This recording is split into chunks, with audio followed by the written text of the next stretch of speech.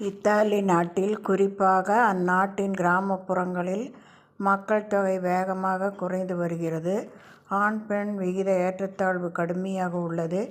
இந்நிலையில், இத்தாலியின் கேண்டடலா மற்றும் டோர்மினா பிராந்தியங்களில் உள்ளூர் அரசாங்கங்கள் புதிய குடியிருப்புகளை ஈர்க்கவும், திருமணத்தை ஊக்குவிக்கவும் ஊக்கத்தொகைகளை வழங்குகின்றன. திருமணம் செய்து கொண்டு தம்பதிகள் இந்த பகுதிகளில் குடியேற முடிவு செய்தால், அவர்கள் சுமார் ரூபாய் 2,00,000 பெறலாம்.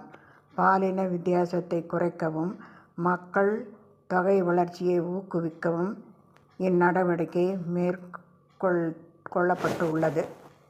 இது இத்தாலி நாட்டில் இந்த மாதிரி ஒரு நிகழ்வு நடந்து கொண்டு இருக்கிறது. அந்த ஊர் அரசாங்கமும் இதை அனுமதிக்கிறது.